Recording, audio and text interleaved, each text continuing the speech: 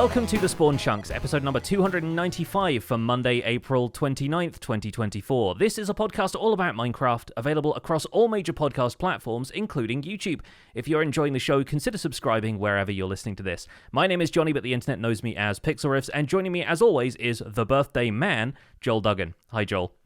Hello, and thank you very much. And thank you to all the members in our live chat that have wished me a happy birthday today.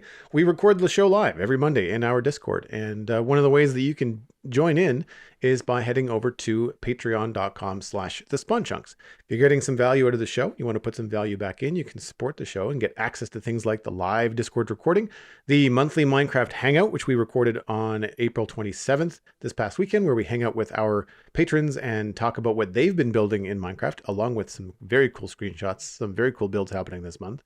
And we also do things like the all email episode as well as quarterly hangouts, and those are once a quarter. So the next one is coming up in July. We just finished one earlier this month, and all of those actually, by the way, are published on the Patreon page in the Patreon only RSS feed, which means that if you happen to miss those live hangouts, you can always listen back later with a link to all the cool screenshots that we talked about.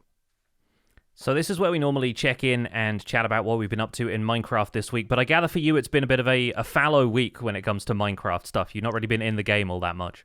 No, it turns out that when you get a sinus cold and you talk for a living, you're kind of screwed for a little while. And I thankfully, one of the nice things about working for yourself is that if you have the, I won't say the luxury, but I guess certainly the ability to slow down, take a minute, and take some time off, then you can get back on your feet within a week rather than this thing lingering forever.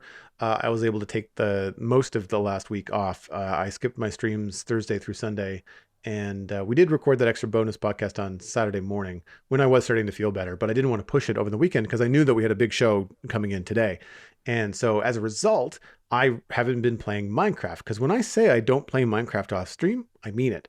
I just have this habit of wanting to share all the things that I'm doing in real time in Minecraft with everyone. So I have not been in the game at all. Now, I'm probably going to make up some time.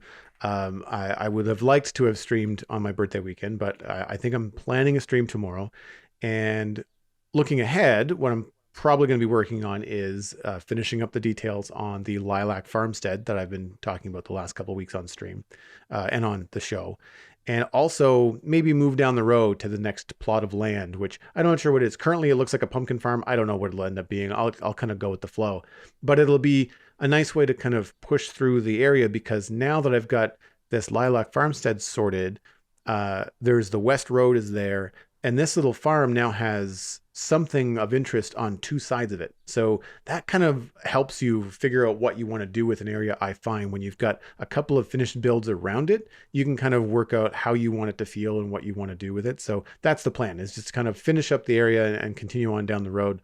It's not going to be overly taxing work, but I do like these kind of small builds because it is kind of fly by the seat of your pants. Like, I don't know what I'm doing. I'm confident enough after 3 years plus in West Hill to like just build another farmhouse, make it interesting and cool, come up with some new ideas live on stream, like fart around and do a lot of trial and error, that kind of stuff. So that's the plan. But no, the last week I have nothing, nothing to show for it all. Well, fortunately, I've been playing a little bit on both Minecraft SOS and finally made a return to Season 3 of the Minecraft Survival Guide, so I've got a little bit of stuff I can talk about. On SOS, the dig continues, but has been complicated slightly by our latest challenge. In order to get the fake coins that we're using to revive people, because for those unfamiliar, this is a semi-hardcore server. You know, you still die and can't respawn immediately if you end up taking a death, but you can be revived by your server mates through these modded items that we have called fate coins. And in order to get more fate coins, because it's becoming more and more expensive to revive each other, we have challenges that pop up every couple of weeks just to keep things a bit interesting and throw a spanner in the works. Our latest challenge is to adopt a non-standard pet. So any Minecraft animals that can't be tamed, some of which can't even be put on leads, we are tasked with bringing back to our bases or whatever projects we're working on and keep them around. So these were given out randomly via dispenser, and I have a rabbit, which you'd expect it complicates things when they are notoriously difficult to keep alive, especially considering they jump off stuff, and I'm digging a hole to bedrock folks. So yeah, it's it's a bit of a mismatch in terms of pets. Would really prefer something like a cat that are immune to fall damage, I've recently learned. But yeah, it turns out that a rabbit was mine. Fortunately, through having played a bit of Minecraft Bingo, I happen to know that rabbits become a lot more docile when you are holding some of the food that tempts them to you. So I'm carrying a dandelion around in my offhand, and that at least prevents the rabbit from A, running away from me, and B, the type of behavior it adopts where it just jumps around randomly and usually off stuff. So I have yet to continue digging. Most of my activity this week has been preparing for that and then finding a place for the rabbit to stay when I'm not online, because otherwise if people come by and they're not holding a dandelion, then the rabbit is just going to go nuts. So I've currently trapped it in one of my little storage rooms, just kind of created a barrier wall using trapdoors. But to make it any more complex than that, I will have to significantly child-proof my base, which is going to prove a little difficult as far as keeping a rabbit goes. But then, if I can get it in a boat, or put enough water sources down that it can jump down to the area that I'm working on, all I have to do then is prevent myself from digging out the area directly underneath the rabbit, and I can probably keep it alive through digging out a full chunk. And if it dies at that point and we haven't finished the time limit of the task, then I will still at least be happy that I tried. But it does seem like the odds are stacked against me this time around, so I'm looking forward to seeing how that goes. Man, that would be a chore. I remember when the first dog that I got on the Citadel died, I was making a pond for fish and stuff, and it drowned being caught like underneath a block, but then in a water source, and just couldn't figure out how to get out. And I even just as a Minecraft thing, I felt bad because it was following me around. I thought, this is cool. I kind of like this. It's kind of a fun experiment. And I was like, well, that ended poorly. And that ended my interest in pets in Minecraft in general.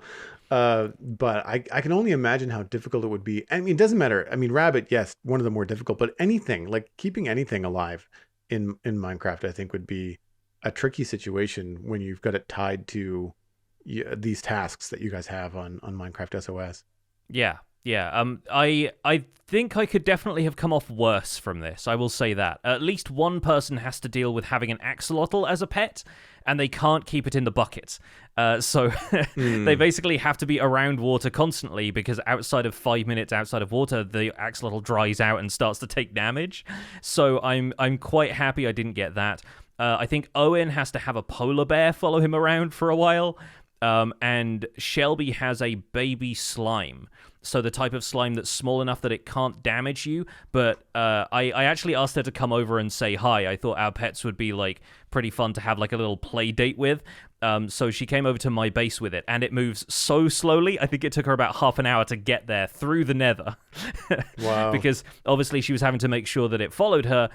She could put it in a boat every so often, but some of the nether tunnels were only 1 block wide, so you couldn't fit a boat down there.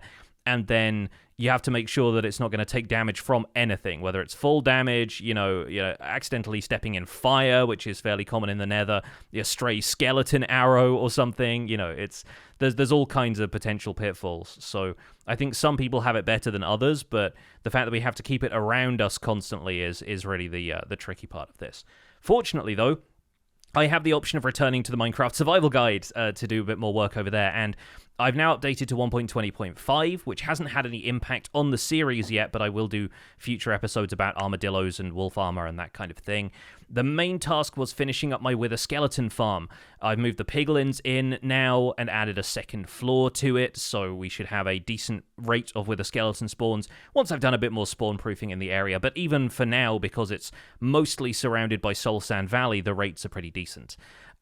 This was complicated by the fact that Wither Skeletons can now attack for their full height. They're 2.5 blocks tall, and they used to only be able to attack kind of around the legs, which meant that when you put the piglins in the farm, the height range you had to work with was, within a block or so before they would potentially take damage. But the piglins have been killed in that farm already since I built it. So I have had to move them in and adjust their height by an additional slab to make sure that they can sit up there in the farm, still lure the skeletons in, but not get attacked in the process. And it's a bit of a pain, but the results are worth it when that means I'm farming infinite coal, have another source of bone meal, and of course with the skeleton skulls. So it's been a labor of love and a little painful at times, but I think it's come together pretty well now.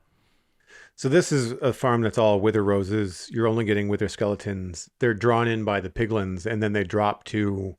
Are they taking any damage when they drop, or are you killing them mostly with like a looting sword for the drops? Yeah, they take damage on the way down, but not enough to kill them. So, right. Even if they drop from the top floor, they're only dropping about 20 blocks, and there's another 4-block drop into the area where there's hoppers underneath, and I just kill them with a looting sword from there.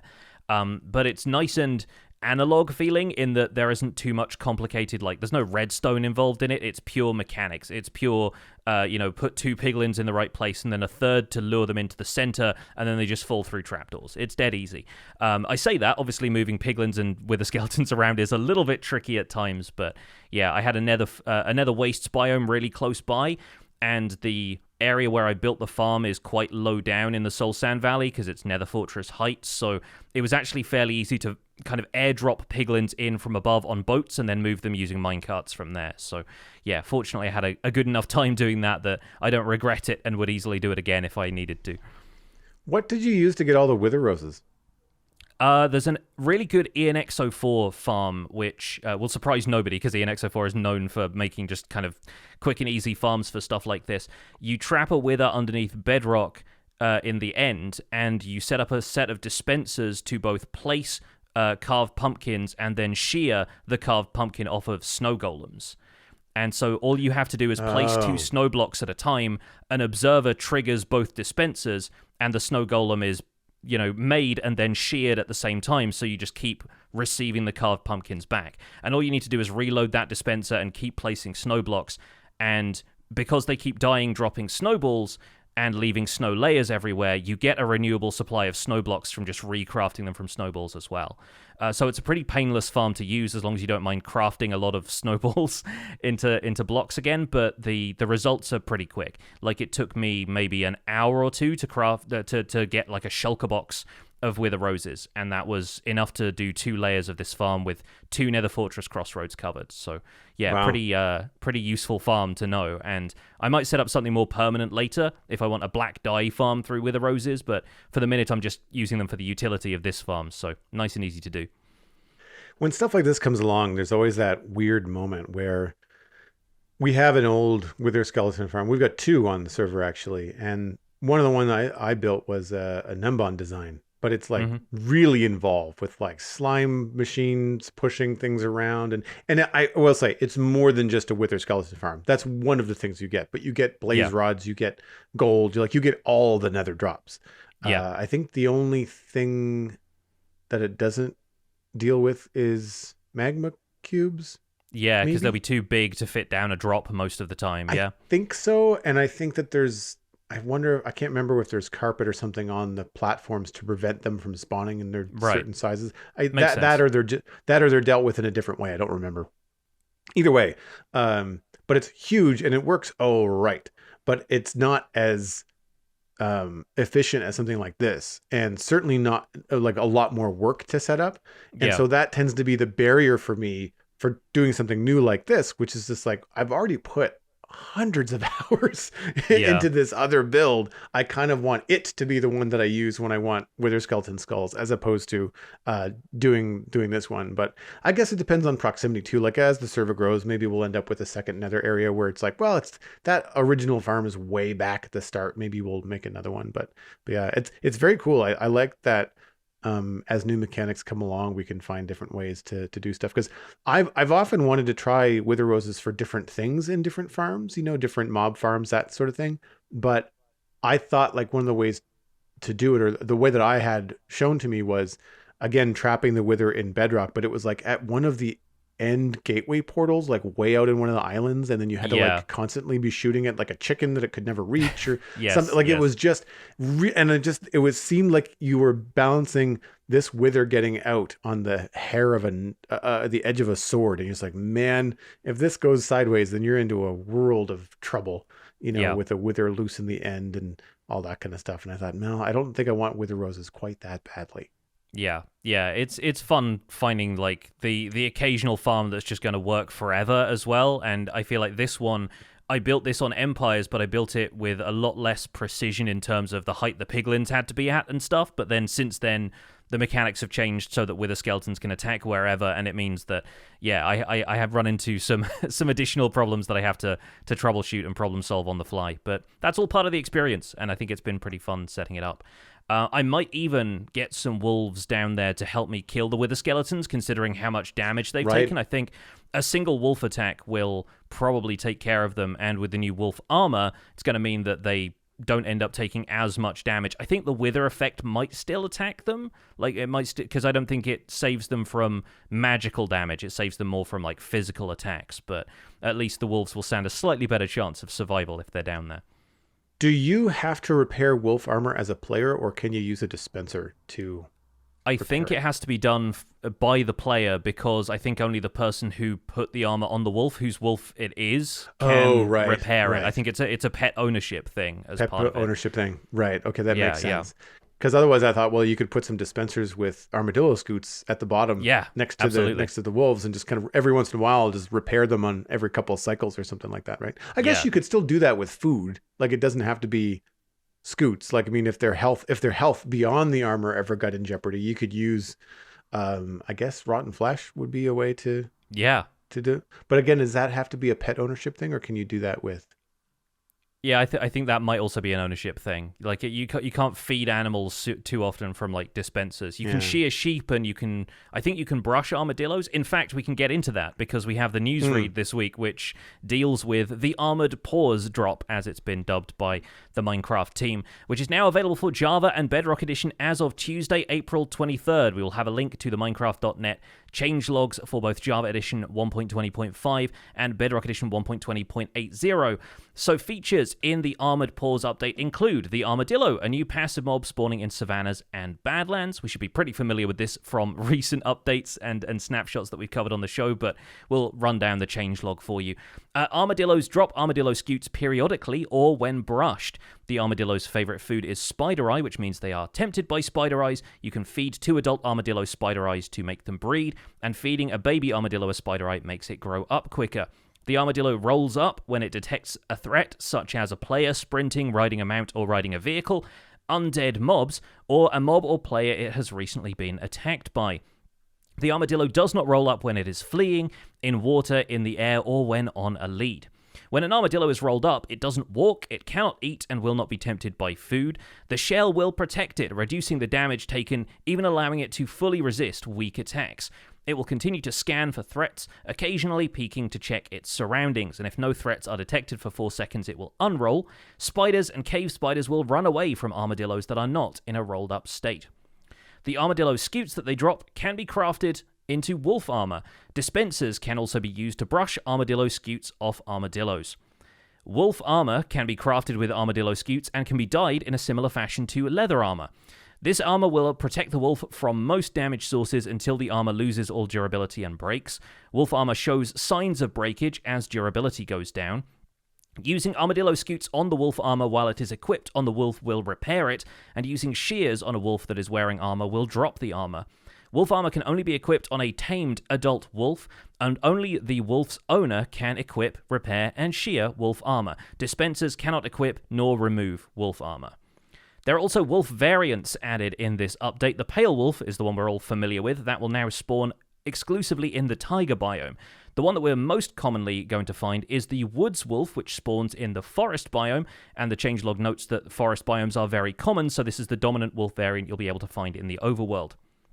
The snowy taiga now spawns an ashen wolf. The black wolf will spawn in an old-growth pine taiga biome in smaller packs of 2 to 4. The chestnut wolf also spawns in smaller packs of 2 to 4 in the old-growth spruce taiga biome. So have fun trying to figure out the difference between a pine tiger and a spruce tiger. The rusty wolf spawns in a new location for wolves, the sparse jungle biome. You'll find those in packs of 2 to 4. The spotted wolf spawns in the savanna plateau, also a new location for wolves, in larger packs of 4 to 8.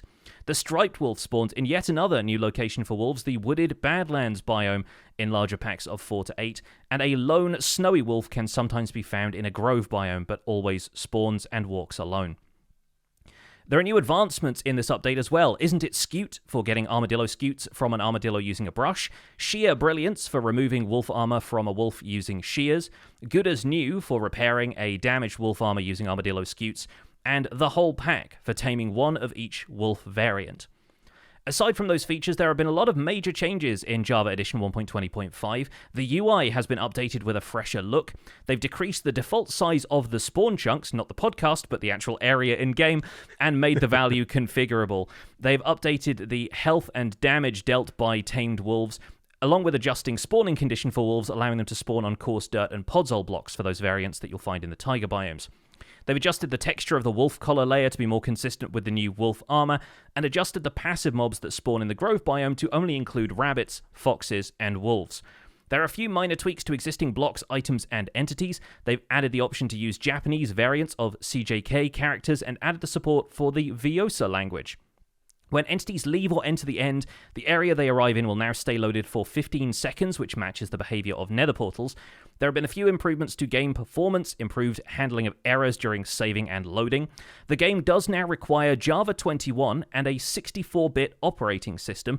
The datapack version used by the game is now 41, and among other things, this introduces the item component system, replacing NBT tags for how item data is stored. Many of these changes and bug fixes for this update have been covered on previous episodes of our podcast, and they're simply too numerous to list here. You can check out the Minecraft.net changelog for the full technical details in this update, but be warned, it is a long read. For a much shorter read, Minecraft Java Edition 1.20.6 Release Candidate 1 was published on Friday, April 26th. This is a hotfix release intended to fix a few critical issues, only one of which is listed in the changelog, and that's that from updating to 1.20.5, the trader llama inventory shifted, so any tamed trader llamas that stored items might lose some of those items during upgrade. That's been fixed in the hotfix, and that update should hopefully arrive later on this week. The 1.21 update has a name. Minecraft 1.21 has been officially named Tricky Trials. The Tricky Trials update is going to be filled with daring adventures and surprising rewards. Hunt for the trial chambers and take on the challenge that awaits in the sprawling copper structure. Fight off unfamiliar foes like the bogged and the breeze in your hunt for an elusive trial key. Then unlock your reward from the vault, a block that makes adventuring for every player fun no matter the size of your party. We have a soundtrack for Tricky Trials. Composing the Trial Chambers invites you to meet the musicians behind the Tricky Trials update soundtrack, Lena Raine, Kumi Tanioka, and Aaron Cherof. Explain the decisions behind their compositions for the music for 1.21. The Minecraft Tricky Trials soundtrack, available on Spotify, includes 12 new tracks. And so we're going to be talking about the update name and the soundtrack as part of our main discussion this week. And we've already gone over a lot of the stuff about the Armored Paws drop, as they're calling it in previous episodes. But any other thoughts about maybe the name that they've given it, or any of the features in 120.5? One of the things that I grabbed or stood out to me was the fact that they called it a drop. And it's one thing to like refer to the update dropping, but then calling it a drop, I thought was interesting. And I don't know whether it's good or bad. I wonder if they'll refer to minor updates as drops in the future. I think it is a decent way, even if it's not in the name, to at least separate the conversation around this update drops or this update is dropping compared to the bigger named updates. Although we've been moving away from having the word update in the name of the updates now, because Tricky Trials doesn't have the word update in it, where the Caves and Cliffs update did.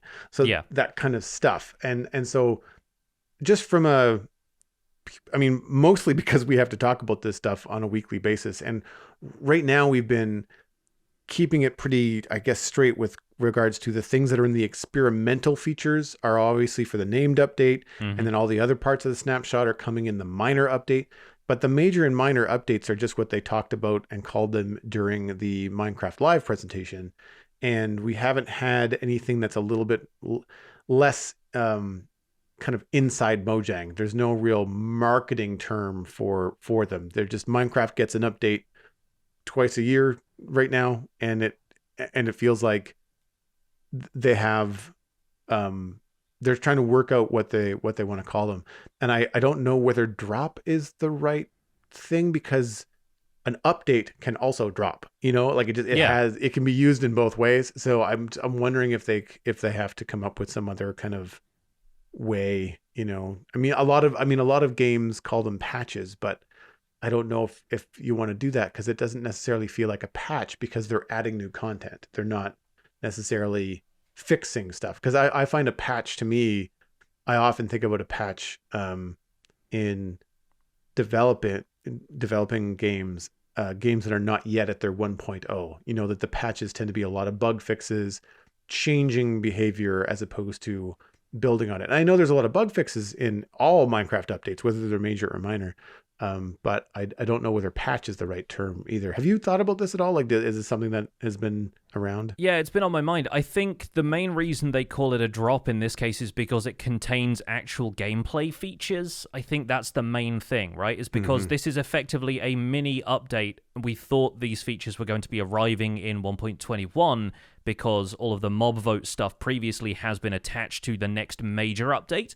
And so this feels like a feature drop in the same way that somebody might do a merch drop, let's say, and release a bunch of stuff for people to consume, instead of it just being an update to their branding or whatever, or in the case of, video game being a patch that contains bug fixes. So I think it's unlikely that they're going to want to refer to 1.20.6 when it arrives later this week as the Trader Llama bug fix drop or something like that. I think they're probably just going to call it a minor update. But I think this one feels significant in the sense that it's adding some features that are going to majorly affect gameplay if you're into, wolves and, getting advancements and that kind of stuff. It feels more significant in that sense than most minor updates that we get. So maybe they just wanted to clarify, hey, it's worth upgrading to this one. It actually has gameplay features in it. And I think in terms of bug fixes and the scale of the feature additions, this almost feels on par with something like 1.15, which added the bees and then was a bunch of bug fixes. Right. And so we get a mob, we get a few little extra features branching off from that, and we get a whole slew of technical changes and optimizations. We have the complete rewrite of how item data is stored. We have item components now instead of MBT. And I think there's just a few under-the-hood changes that are going to prove a lot more significant further down the line, in the same way that 1.15 laid the groundwork for a lot of that stuff, and then the flattening did that for item data before that. So I think there's some interesting stuff to how they're rolling that stuff out. And what we know from having talked to Nembon about this is that there are two separate teams now that work on major and minor updates. And so this is kind of a cool thing for the minor update team to celebrate and still feel like they're pushing out new features to the community and getting feedback on how the features function and that kind of thing. And I think that when you have that many bugs, or in this case, the huge technical change under the hood with the NBT data switching over to the other format, I feel like you need something to pin it on.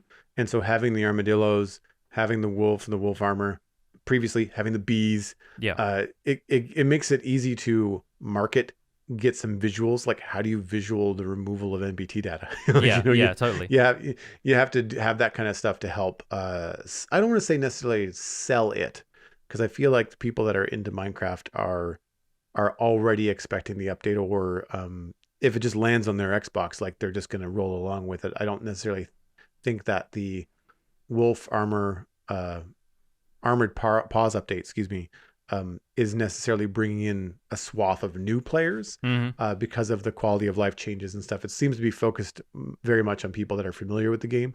And I think when you have that, I guess, difference between the two different versions, then having something to help make players aware of oh yeah, here, come to the article or come to the news for the Armored Paws, but stay for the holy crap, we've changed a lot of stuff. Yeah. The UI is different, like that kind of thing. And I think that's a good thing overall. Yeah. I think communicating to casual players that this actually has content in it is kind of one of the chief reasons behind naming it in this way. So as I mentioned earlier, I've already updated Survival Guide. I haven't gone looking for armadillos or wolf variants yet. The main change I am feeling is the new UI. So having done the With a Skeleton Farm build in 1.20.5 now, the UI feels really polished. I don't miss any of the old backgrounds. It doesn't feel like a jarring change. It just feels like a really nice sort of revision. And I've checked the advancements and everything seems to be popping up in the right sort of place. It's nice and intuitive where to find the wolf. I think it's all in the husbandry tab. So it's like next to taming your first animal, the best friends forever advancement that you get from taming your first wolf or cat or whatever it happens to be.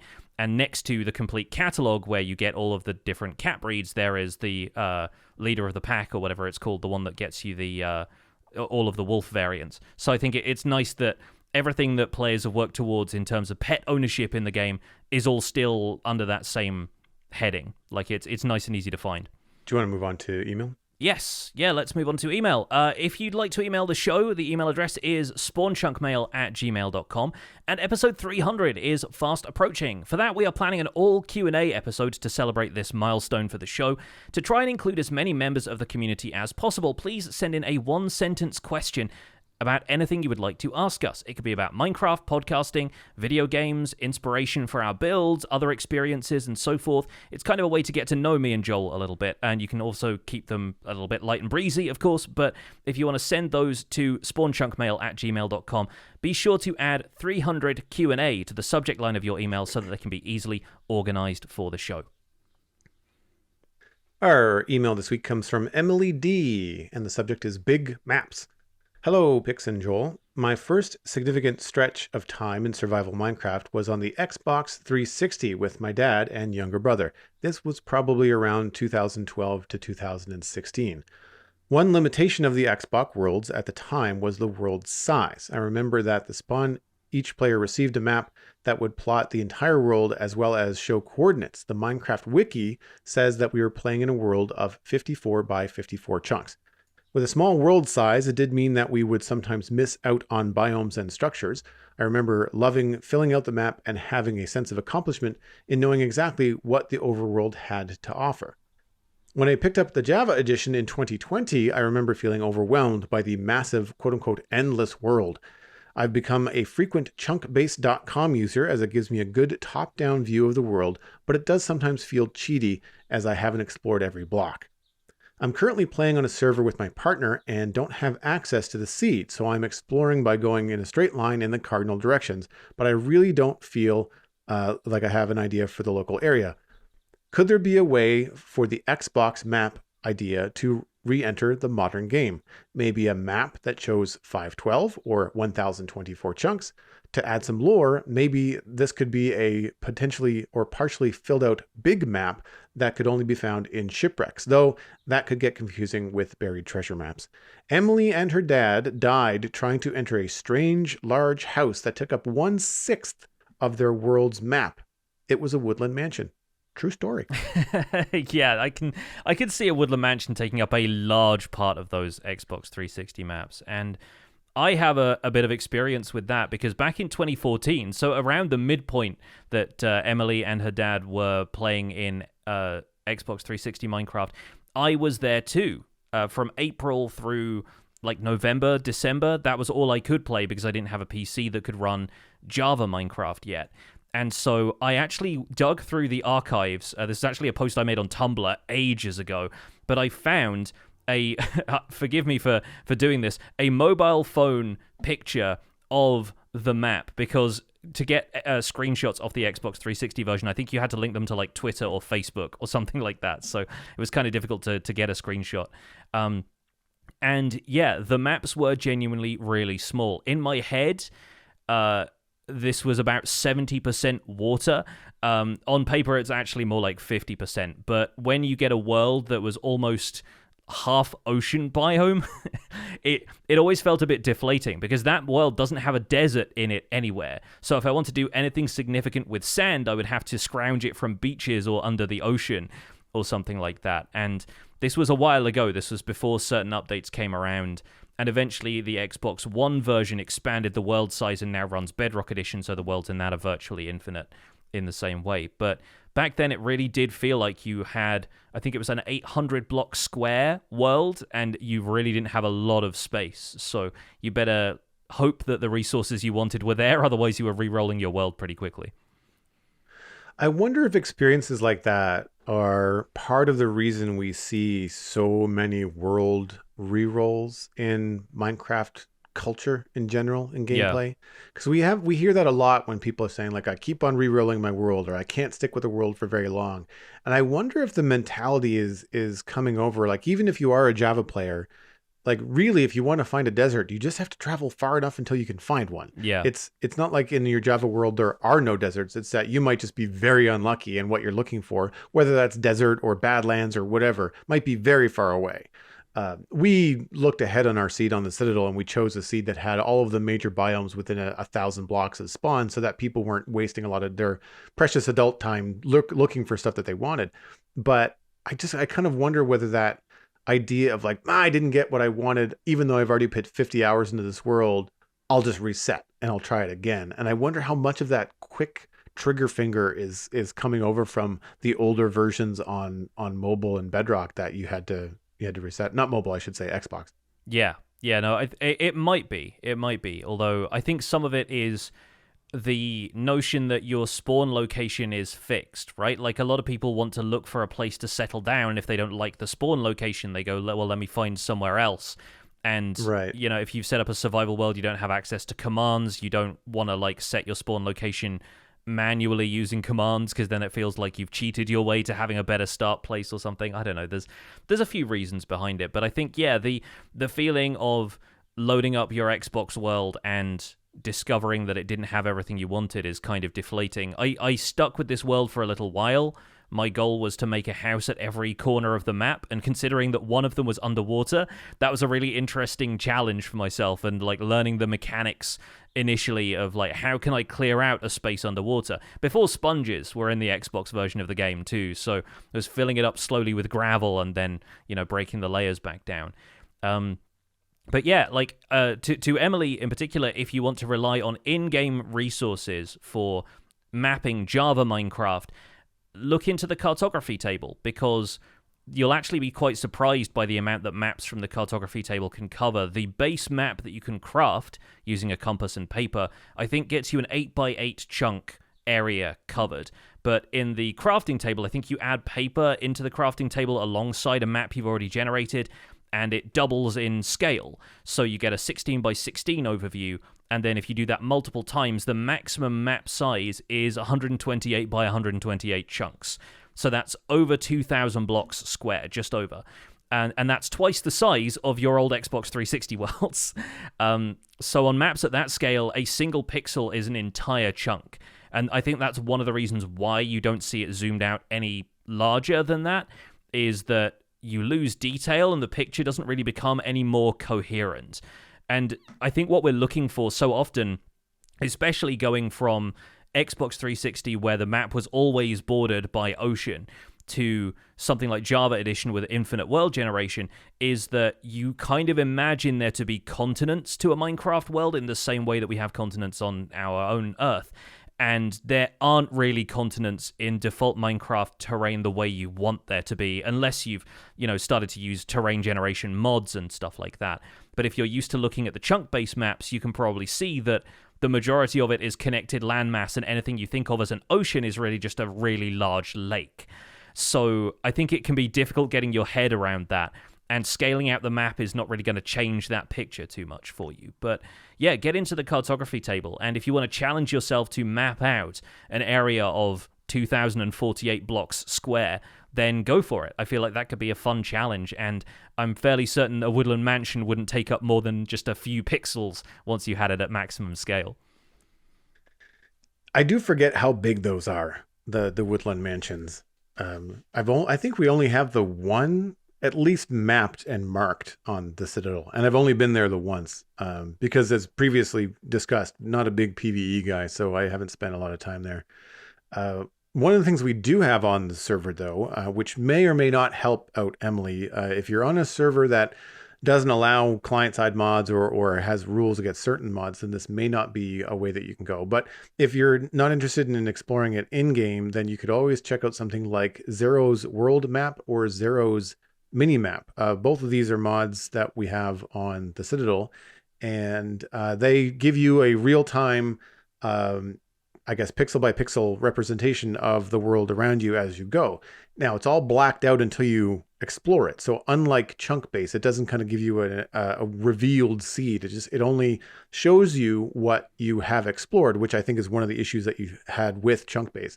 So we use this quite a lot.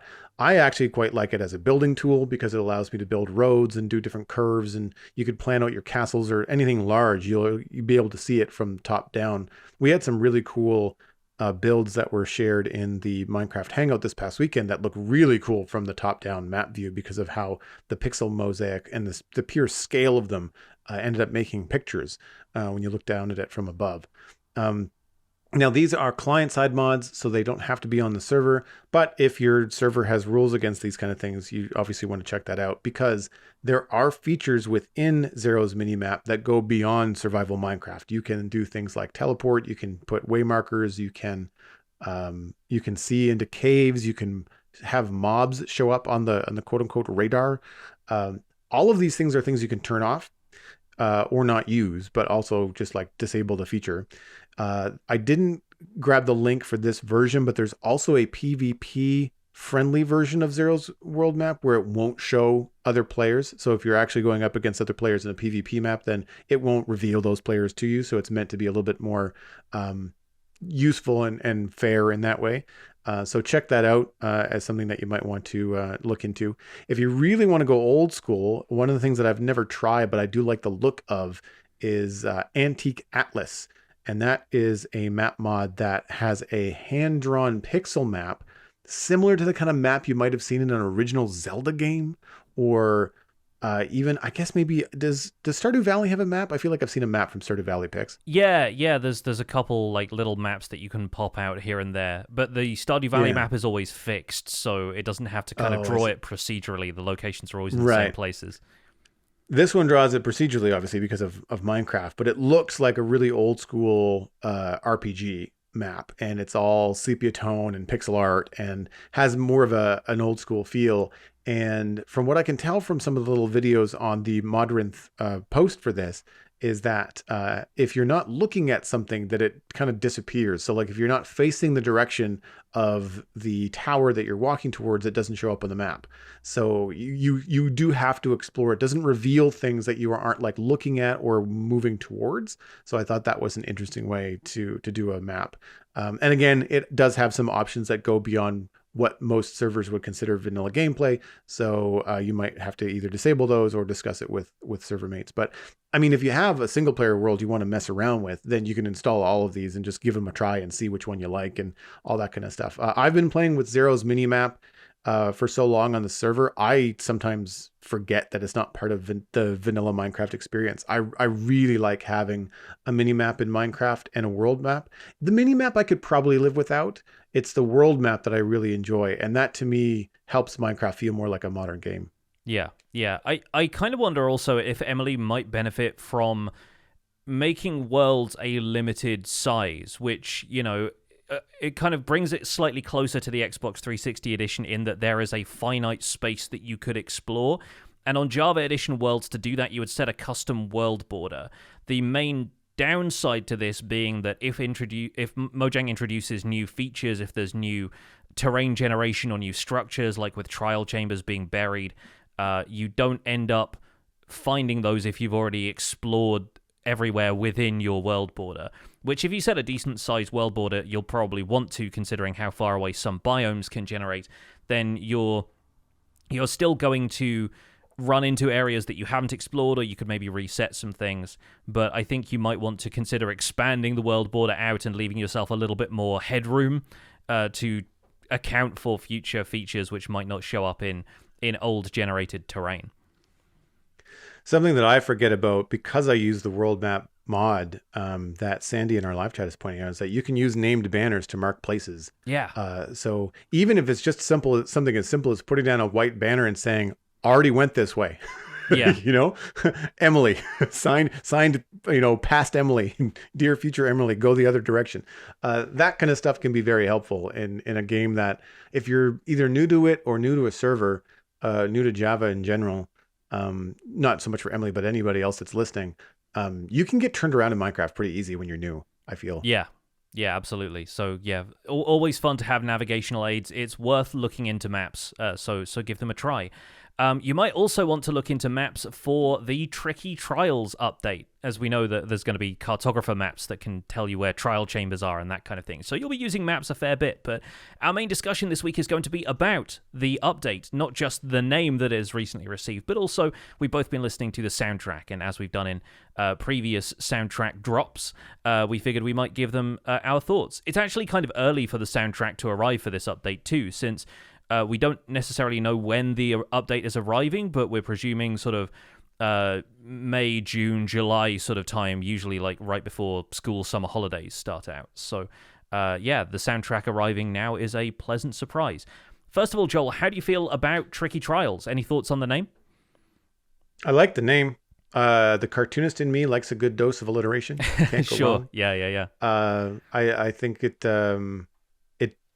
it rolls off the tongue. It's not a tongue twister. Thank gosh. Yes. Not, we don't want a repeat of Trails and Tails and like the difficulty of how to spell it, which way round each word was spelled. Yeah. Yeah.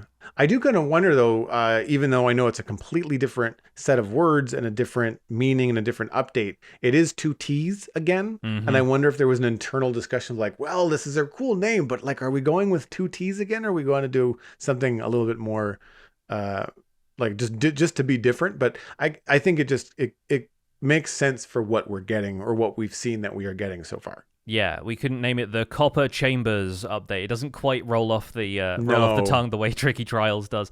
And I kind of thought Trials was always going to be part of the name. The Trial Chamber is really where most of the features are concentrated, and a lot of work has been put into them. So yeah, I think kudos to the team for finding something that doesn't confuse it with Trails and Tails.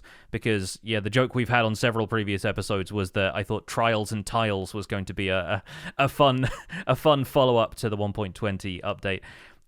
But I think Tricky is actually a good choice, because Tricky both has the connotation of difficult. It kind of also implies like deft or skillful. You can be kind of, have tricky fingers or whatever, right? So I think that also works in the crafters' favor, in the sense that they were bringing up this notion of tinkering in Minecraft Live, and we all kind of jumped on that pretty hard because Agnes used it more than once in the presentation, and so we thought, oh, this is going to be a bigger deal. But we haven't really heard it again since. I think Tricky kind of covers that side of things as well. So as an overall feeling for the update, I think it really fits the vibe. The Lord of the Rings fans in me kind of wants it to be Trixie Trials. Trixie, but, yeah. Yeah, I'll survive.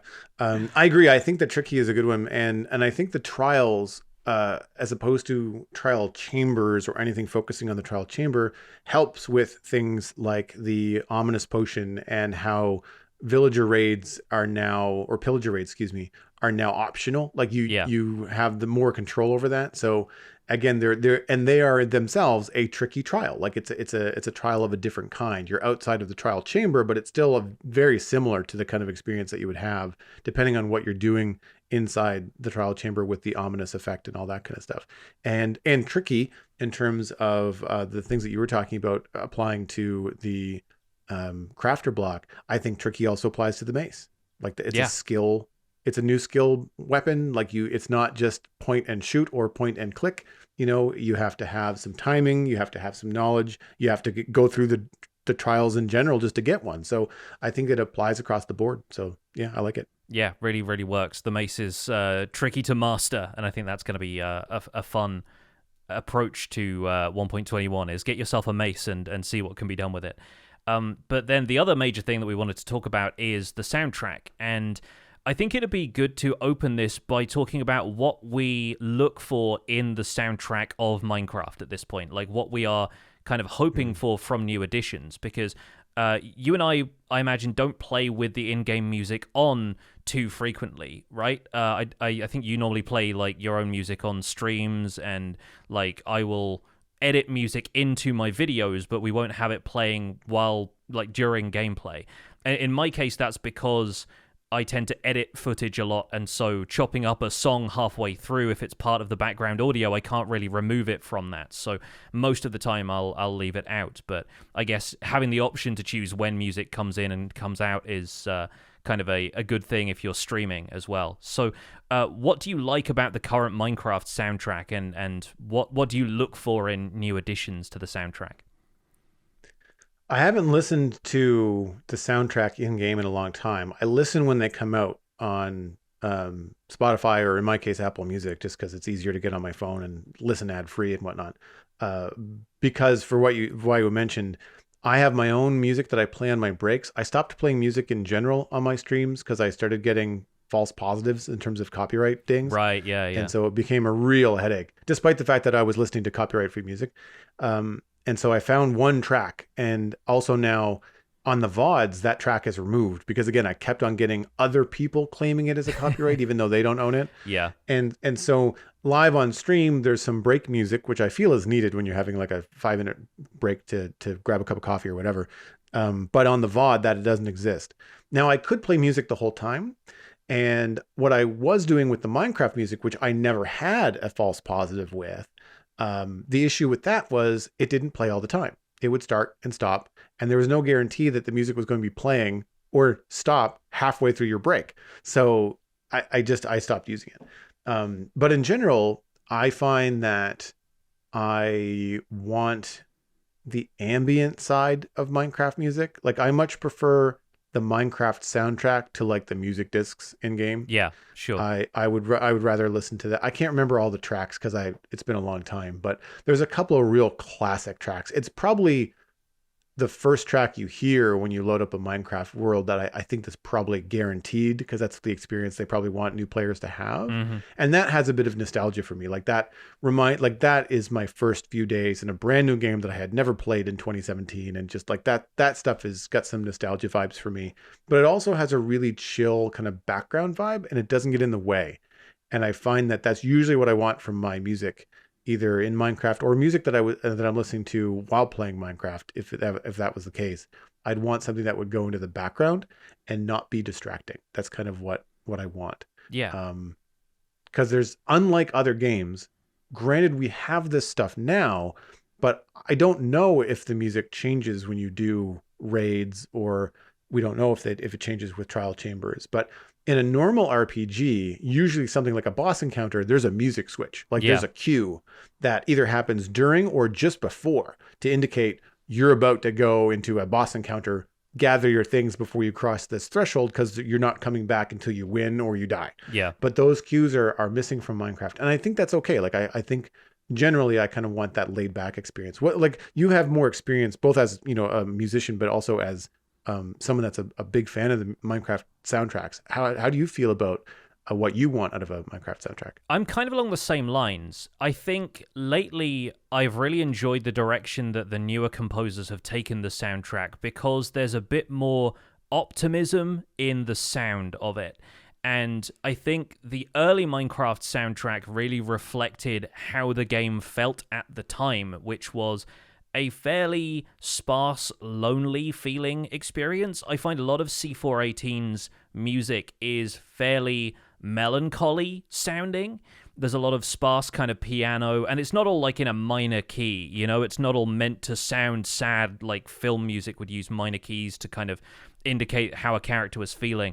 Like, some of it is still in a major key, but just the tonality of it, like the instrumentation that's used, and everything kind of feels a little bit lonely, and there are individual instruments kind of coming in and out instead of a big ensemble. In cases where there is like a bigger ensemble kind of orchestral feel, those are saved for music that only plays when you're in creative mode, or only plays on the main menu and doesn't pop up as much when you're in game. But lately, they've started to apply different tracks from the soundtrack to different biomes. And I think this really kicked off around the Nether update. When Lena Raine came in to do the soundtrack for the Nether update, there was 3 tracks from that were atmospheric in a different way. And the Nether soundtrack had already been a little bit different to the Overworld soundtrack. It sounded more ominous, more brooding, and dangerous.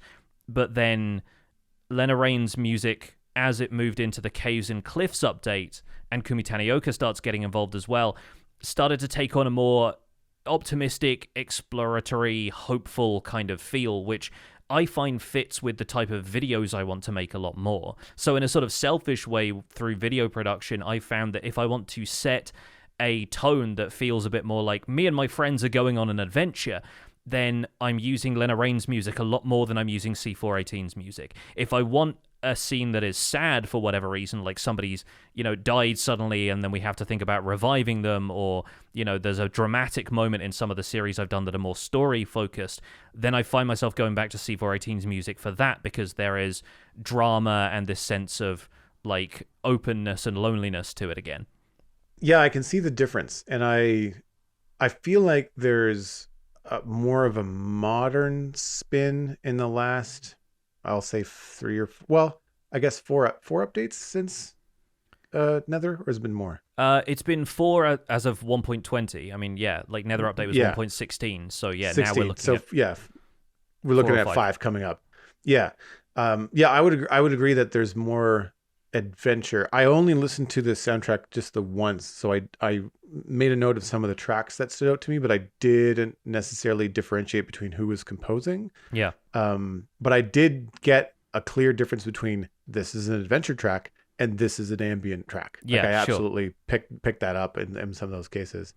But I think that, that's where Minecraft has been heading, right? With the Nether update, with the Caves and Cliffs update, with the armor trim and wanting people to explore more. Like there's a lot of a push to be out and adventuring instead of just kind of being sedentary and building in one spot. Like they kind of want people to go around, I think. And I think that certainly has, you want that kind of energy. Like the ambient tracks are peaceful and nice, but they don't really propel you. They don't make you want to move around. And I think that you have to either increase the pace or the cadence, I guess. I think what you were saying maybe before too, about like major and minor keys, like upbeat versus a little bit more melancholy. Like an upbeat track would be something I'd rather listen to when I'm walking down the road. Like if I'm listening to a mix, a playlist that somebody's put together on Apple Music, and I'm walking down the road on a sunny day and it switches to a sad song, I'm like, nope, next. Like that's not what I want right now. Yeah. You're like, why are you in this playlist? You don't match at all. And I think that's something that can be, I think, a little bit misleading actually, when you're listening to it as like an album on a playlist.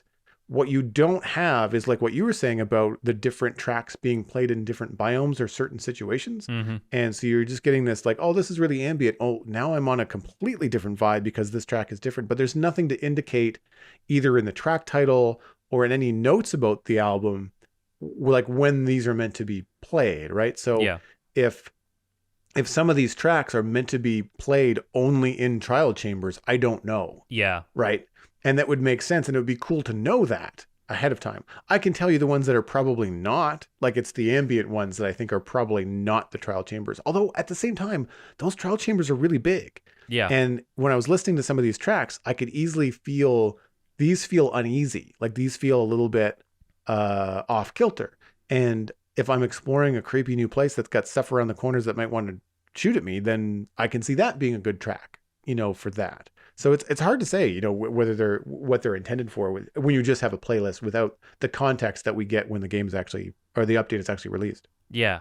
I think some of the newer stuff also really lends itself to the newer features of Minecraft. Like the world feels a lot more alive, I think, in modern Minecraft since, I guess the last one C418 would have worked on would have been Update Aquatic, and that changed how lively the oceans were.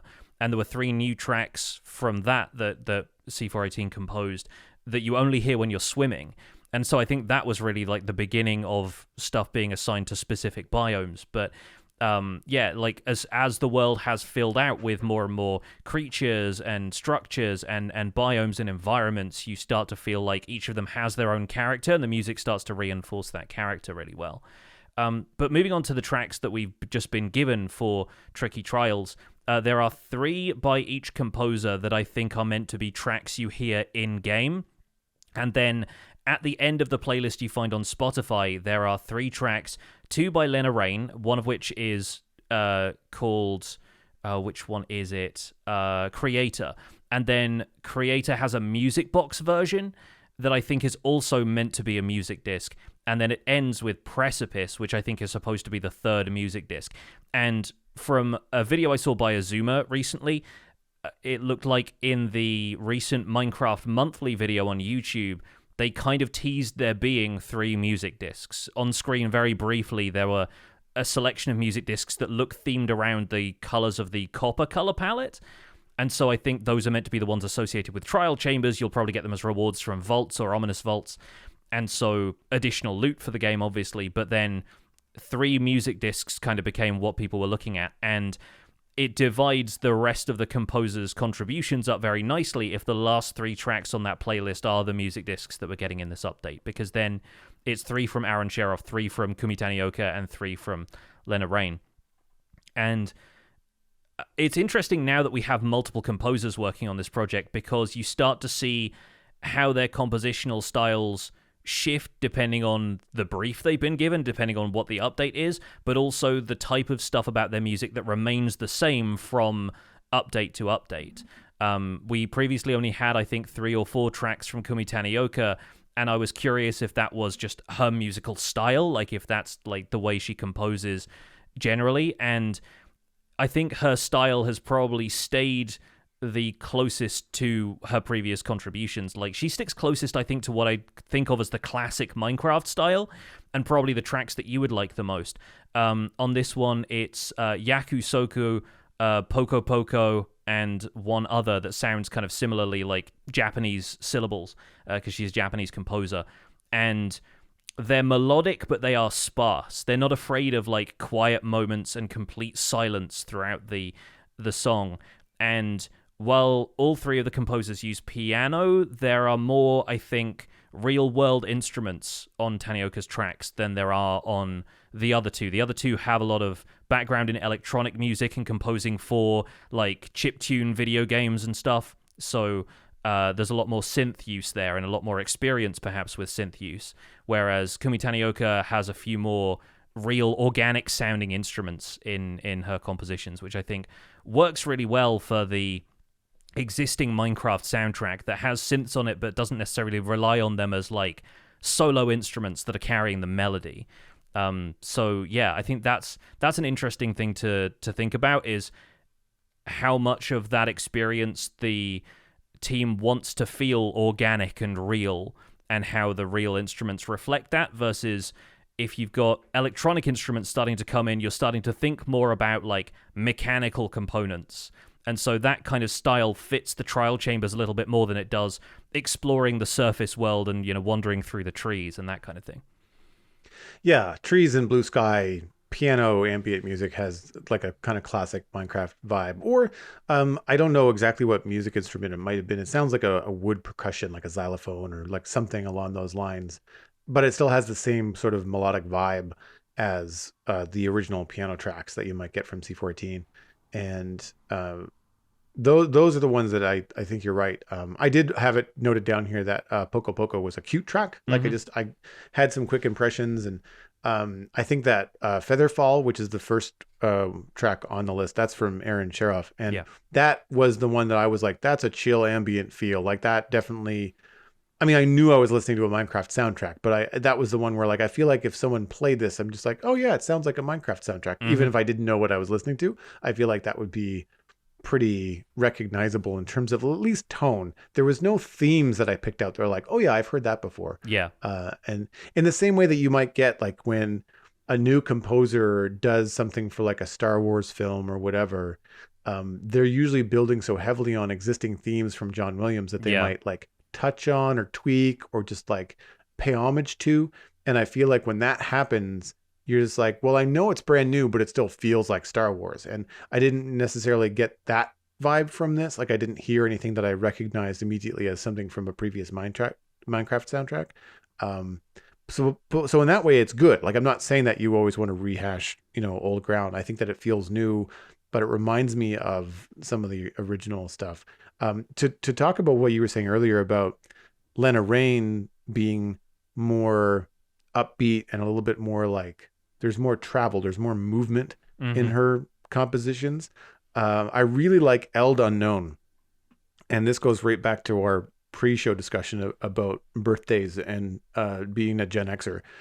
Like this is straight out of like a Stranger Things / 80s kids adventure film like The Goonies, right? Where yeah. like the hero kids are in a montage of preparing for the climax of the third act. Like whatever's happening, all the kids are like, wrapping tape around stuff or like getting ready for the big baseball game or whatever it is.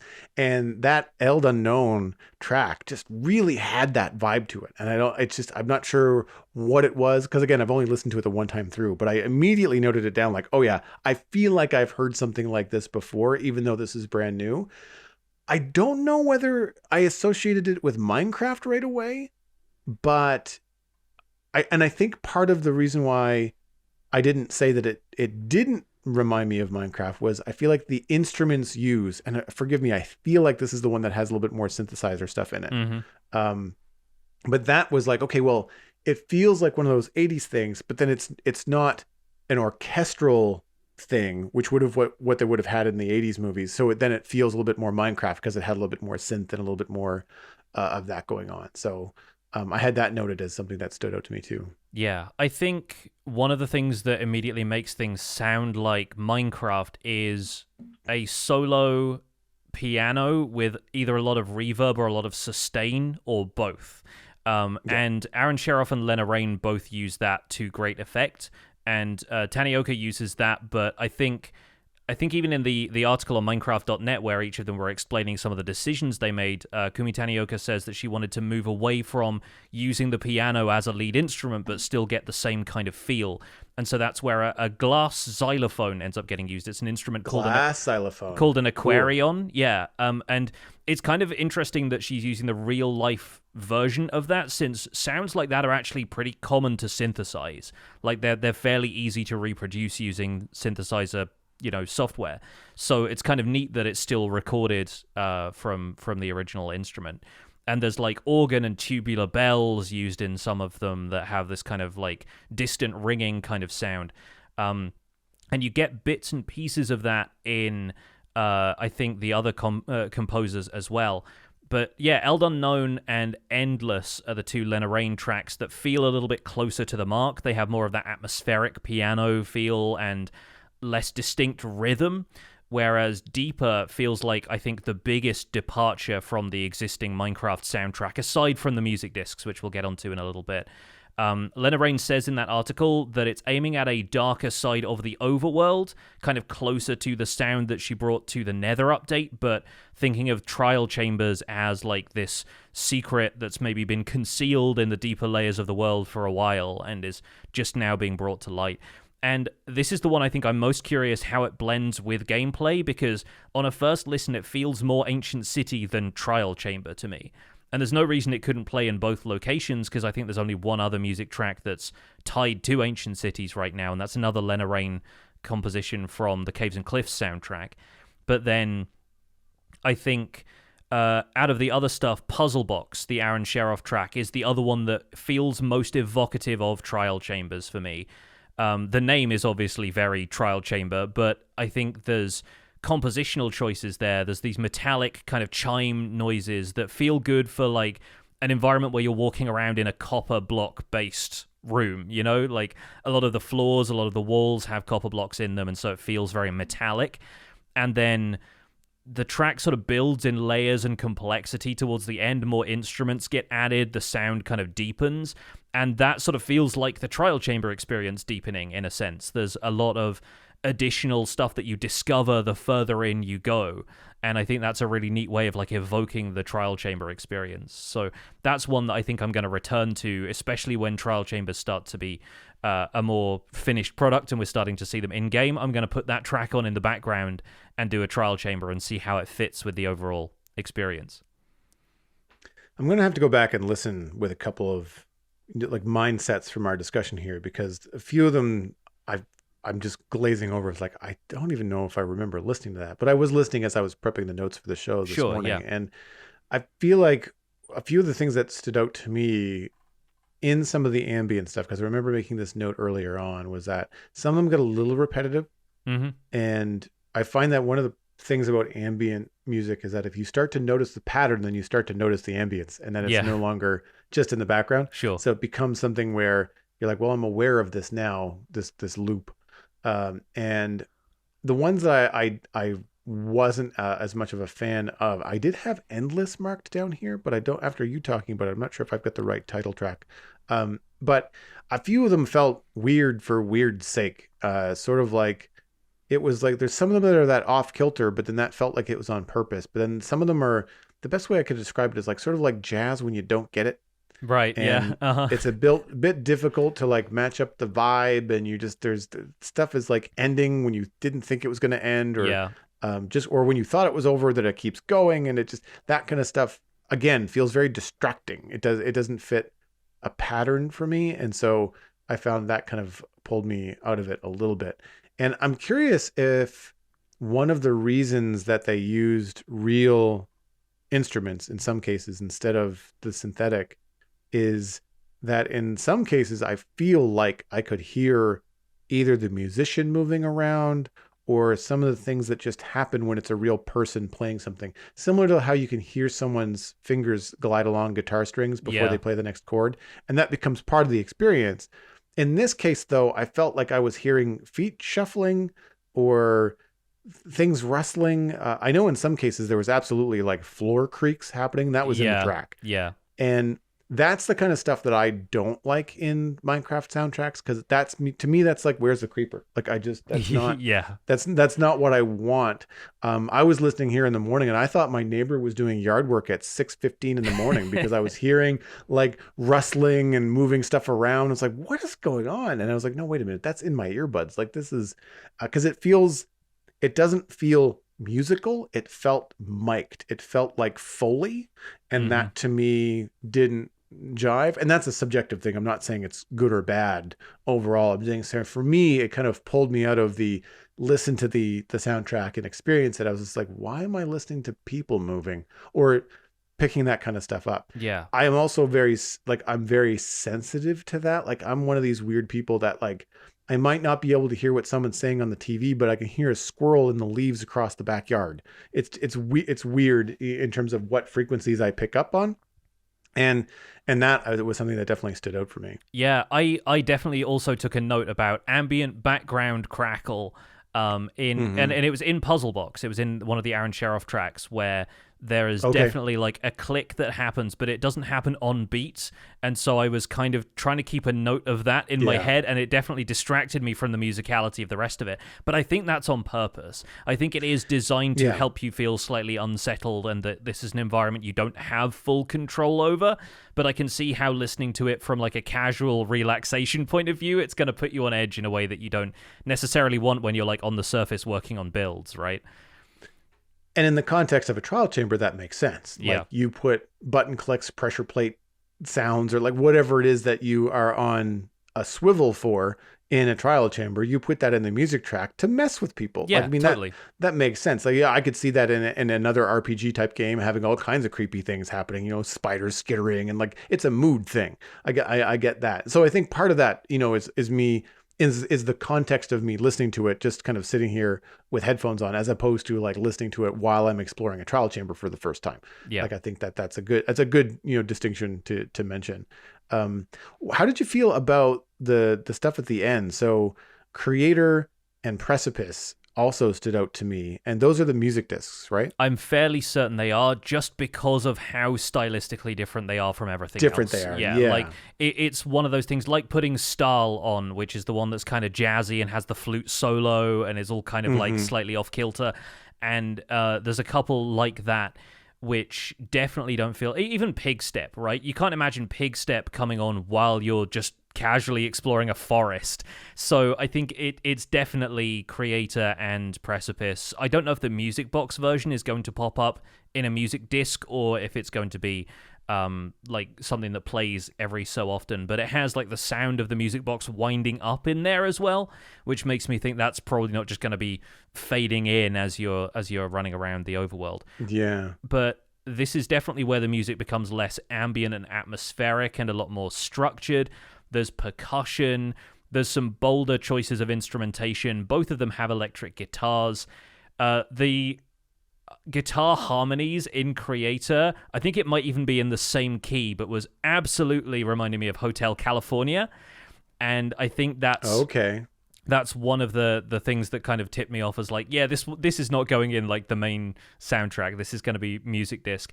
And yeah, I think it's really jarring that it starts as a music box and then immediately becomes like the music box winds down and it becomes an accordion waltz. So you're going from kind of cute, like something on a dresser, like very classic feel, to like all the pirates are now rocking out, and that was what tipped me off as it being very different from all of the ambient stuff. And then Precipice pulls kind of a similar thing. It starts with tubular bells and then morphs into something that feels like a Eurobeat track that you might hear in like a racing game soundtrack, and it's very driven. And I can imagine playing that on the sidelines of like an ice boat race course in game, and that being absolutely what like gets the racers feeling like the vibe of the track. But it felt more like it belonged in one of the modern Sonic the Hedgehog games to me. And so I imagine that's another track that you felt, why is this here? Like, why is this part of the Minecraft soundtrack? It feels really out of place. Yeah, with Precipice, that was the only one I didn't finish. And granted, it was at the end and I had other stuff popping up in the morning and I had to kind of go and take care of a couple of other things. But the impression that I had was that it was 90s cheese. Yeah. And it really didn't do it for me. It's the kind of thing where if I queue up a YouTube video about some like, here are the next 10 games coming to Xbox or like whatever, and this is playing, I'm probably going to stop the video and just find another source for this information. Sure. And it reminds me of the kind of stuff where someone would put together a video presentation for, let's say, teenagers in the 90s. And this is what a 40 or 50-year-old in the 90s thought would be cool to have in a video for 15-year-olds in the 90s. And they were wrong. I'm not saying it's a bad composition, but it has that kind of like retro irk to it. Yeah. And so it like Saved by the Bell, like kind of weird Disney after school vibe. And I agree, like with they stood out for sure with the electric guitar and the musical instrument choices. I thought Creator started off really quaint, but then it lost me. Like it changed halfway through, and I was like, okay, I thought this was it. Like it really, the first half of it, I was thinking like Danny Elfman, like Beetlejuice, kind of like not xylophone, but like harpsichord, kind of weird, Tim Burton-y vibes, right? And then it went like 80s rock solos, like what? Like that. It's really, really bizarre in that way. I did like the music box version. I thought the music box version was cool. Like the music box was an interesting way to look at it, and kind of it almost makes me wonder, like a music box is the kind of thing that would make sense in Minecraft in the world in terms of tech. Like a music box to me makes more sense than a jukebox in a disc player. Sure, yeah. In terms of Minecraft tech, right? And I know that we can make music in Minecraft with like giant redstone machines and note blocks and playing different things. But even those remind me of the kind of music boxes that you'd see when we were younger, where they would have like a mechanical spring and the needle would jump over the different bumps and create the music by different mallets hitting different instruments. And like, I don't know exactly the inner workings of music boxes, but that kind of tech I guess it's sort of like, it almost reminds me of steampunk. You'd have it in like the BioShock games and like that kind of a it's thing. clockwork, right? Is effectively what it is. Yeah, It's like it's essentially, wind up and it's just like a mechanism toy. spinning itself around. Yeah. Yeah. So I got that vibe from the music box version, and it kind of made me want like music box versions of other Minecraft tracks. I think that would be really interesting to have if you wanted that kind of vibe, and especially if they do stuff that's a little bit off kilter, because music boxes that kind of slow down and start to play things a little bit funky.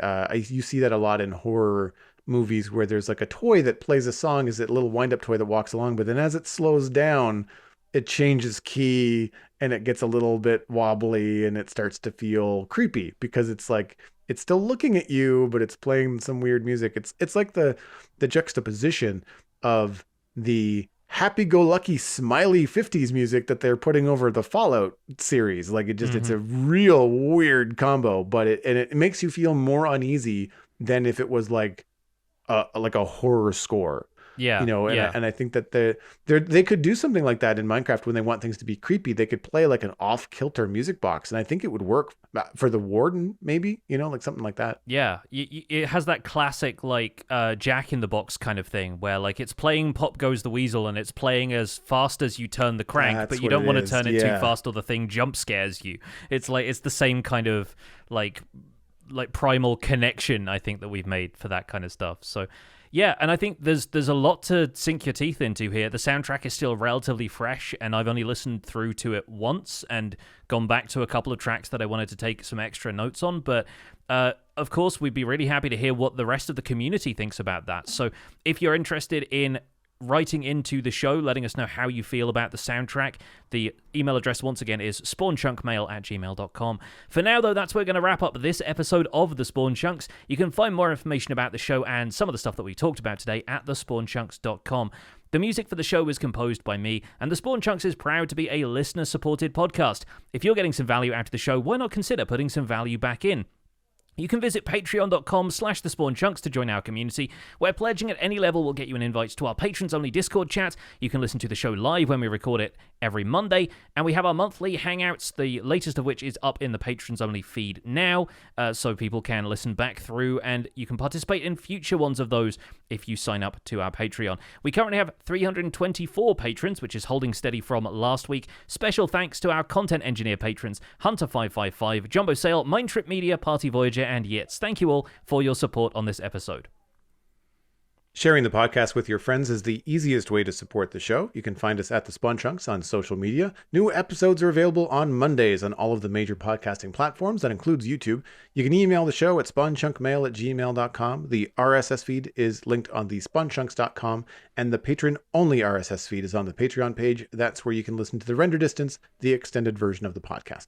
My name is Jonny, but online I go by PixelRiffs. You can find most of what I do at youtube.com/PixelRiffs, where Minecraft SOS is my main ongoing series, but the Minecraft Survival Guide will be popping back up this week. I also stream 3 days a week on Twitch, where I do behind-the-scenes work for the aforementioned YouTube series. Expect me to be accompanied by a rabbit for at least some of it. I'm the voice of the unofficial Hermitcraft recap too. You can find us through a quick YouTube search. And aside from that, I'm at PixelRiffs on both Twitter and Instagram. Joel, where can people find you online? Links to everything that I'm doing online can be found at joelduggan.com. That includes the Citadel Cafe, my other podcast about sci-fi and fantasy entertainment. Episode 479 is out right now. You can check that out.